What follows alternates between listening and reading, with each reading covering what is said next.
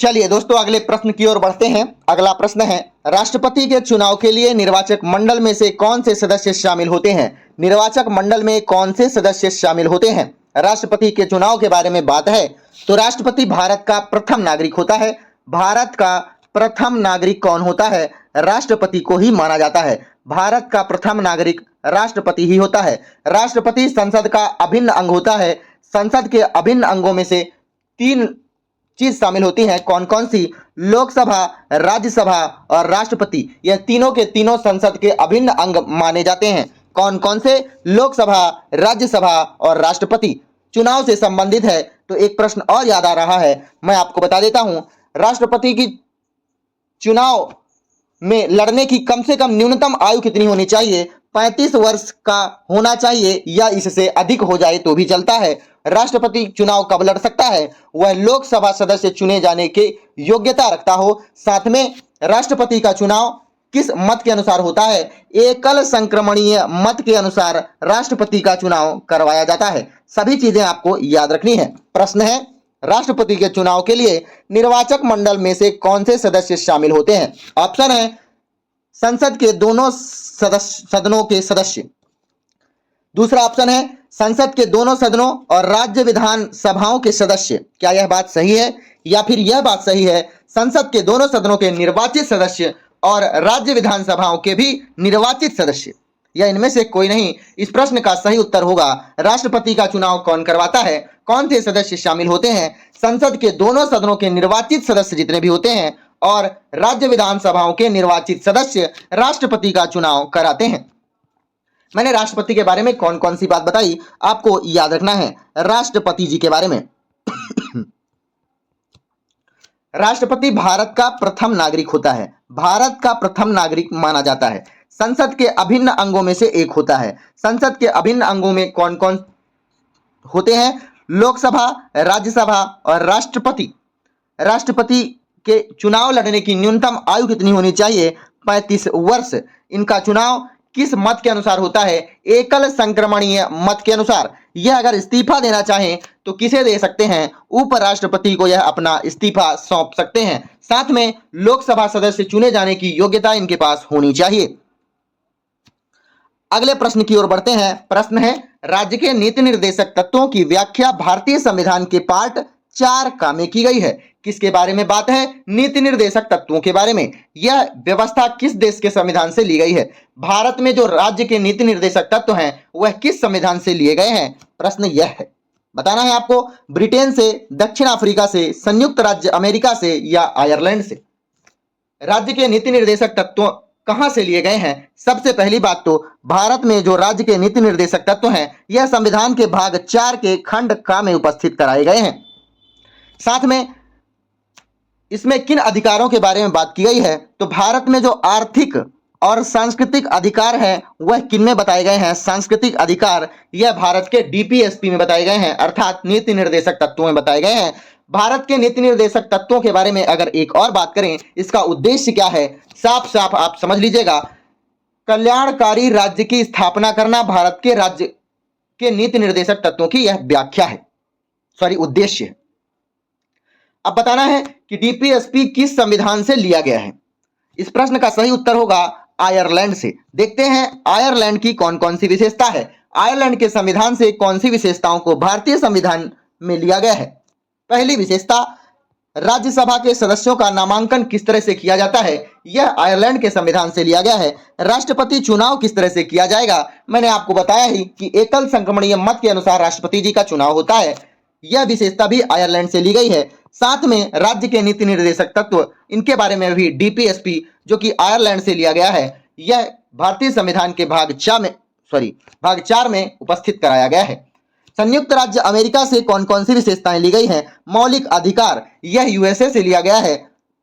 न्यायपालिका की स्वतंत्रता और न्यायिक समीक्षा, यह भी संयुक्त राज्य अमेरिका से लिया गया है। राष्ट्रपति पर महाभियोग की प्रक्रिया किस तरह से होती है? यह भी अमेरिका से लिया गया है।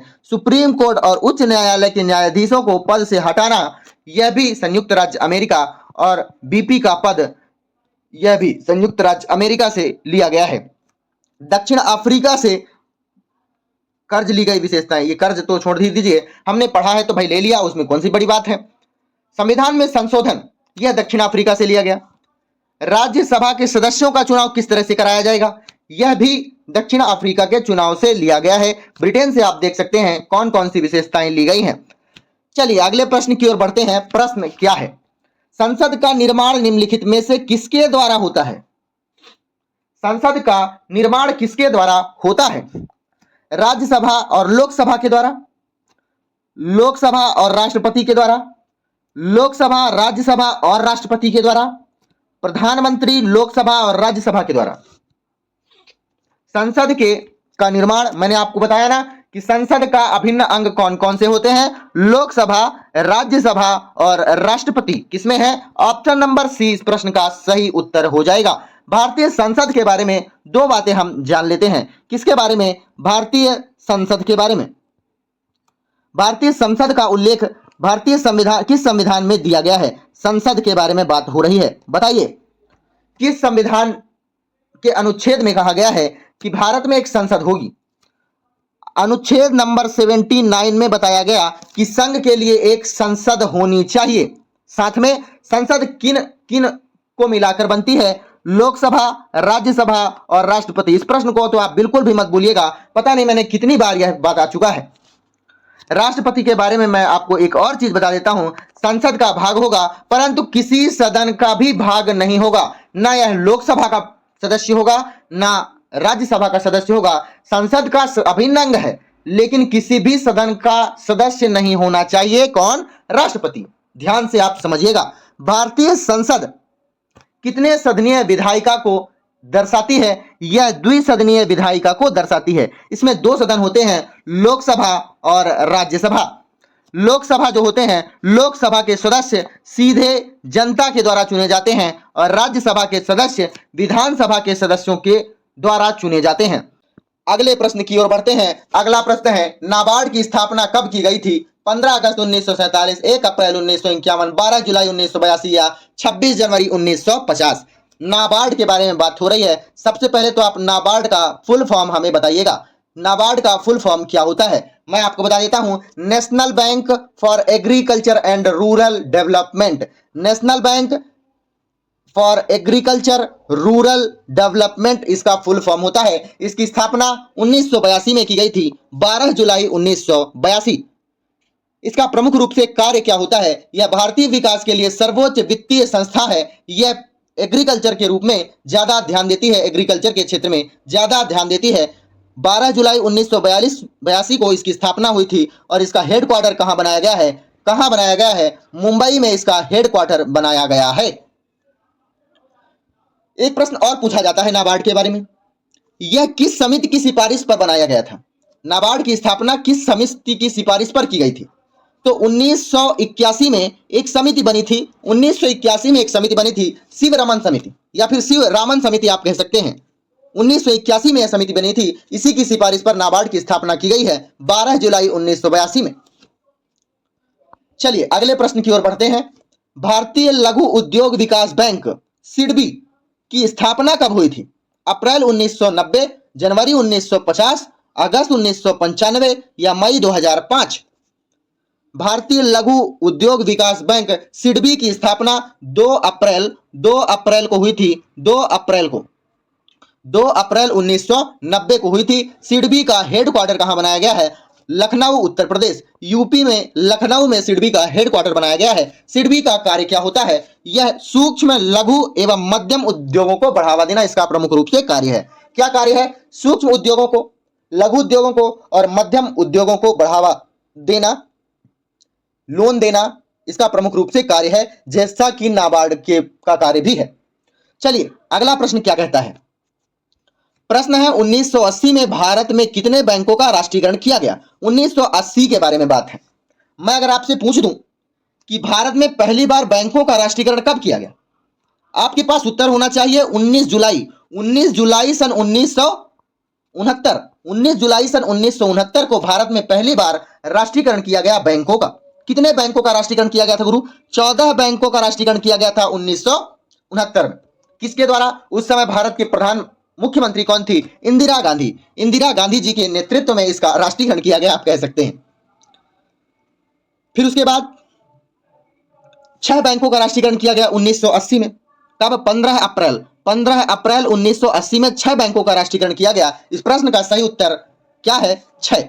1980 में 6 बैंकों का राष्ट्रीयकरण किया गया, अर्थात 14 और 6 कितना हो गया?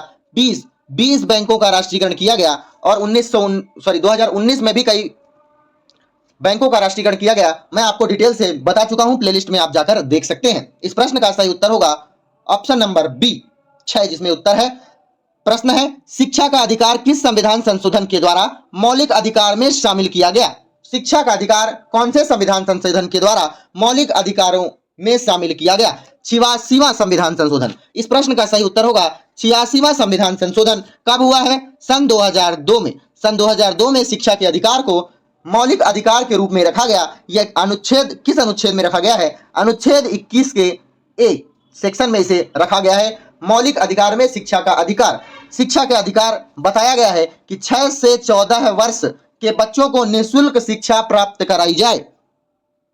यह 86वें संविधान संशोधन जो कि 2002 में हुआ था उसकी बात है। इस प्रश्न का सही उत्तर है ऑप्शन नंबर डी। पहले संविधान संशोधन की अगर विशेषता अगर आपसे पूछे तो क्या है, तो इसकी विशेषता है कानूनों को बचाने के लिए प्रावधान बनाना। पहला संविधान संशोधन में यही किया गया कि जो भी कानून बनाए गए हैं उनको बचाने के लिए प्रावधान बनाया जाए। और कौन सी विशेषता है?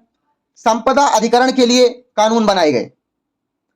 साथ में एक प्रश्न जो कि बहुत ही ज्यादा इंपॉर्टेंट है और आपसे काफी बार पूछा जाता है, 9वीं अनुसूची जोड़ी गई पहले संविधान संशोधन में। पहले संविधान संशोधन में भारतीय संविधान में 9वीं अनुसूची जोड़ी गई। पहला संविधान संशोधन कब हुआ था? 1951 में। अगला 42वां संविधान संशोधन कब हुआ? 1976 में। 1976 में 42वां संविधान संशोधन हुआ। इसमें प्रमुख रूप से बात यह है कि 3 शब्दों को जोड़ा गया। कौन कौन से शब्द को? समाजवादी, धर्मनिरपेक्ष और अखंडता।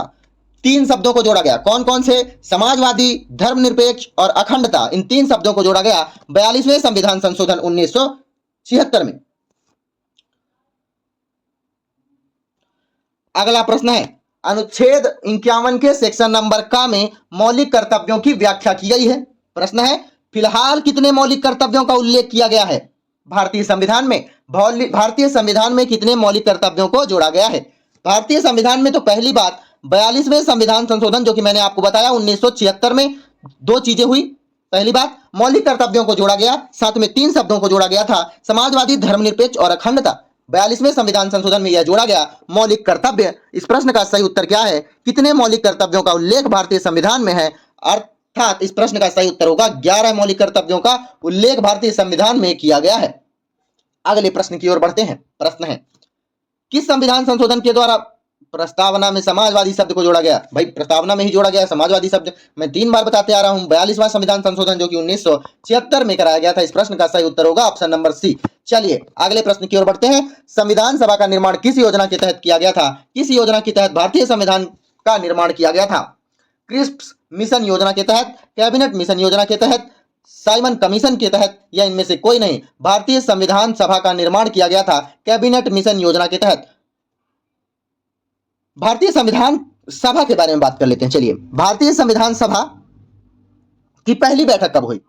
भारतीय संविधान सभा की पहली बैठक हुई है 9 दिसंबर 1946। पहली बैठक तो हो गई। पहली बैठक में अस्थायी सदस्य थे, अध्यक्ष थे। तो अस्थायी अध्यक्ष कौन थे उस समय? 9 दिसंबर 1946 को भारतीय संविधान सभा के अस्थायी अध्यक्ष के रूप में किसे चुना गया? डॉक्टर सच्चिदानंद सिन्हा को। जस्ट 2 दिन बाद भारतीय संविधान सभा में स्थायी सदस्य चुना गया। किसे चुना गया? 11 दिसंबर को, अर्थात 2 दिन बाद 11 दिसंबर 1946 को डॉक्टर राजेंद्र प्रसाद को स्थायी सदस्य के रूप में चुना गया। किसे? डॉक्टर राजेंद्र प्रसाद को। उद्देश्य प्रस्ताव कब आया भारतीय संविधान में सभा में? उद्देश्य प्रस्ताव आया 13 दिसंबर 1946 को।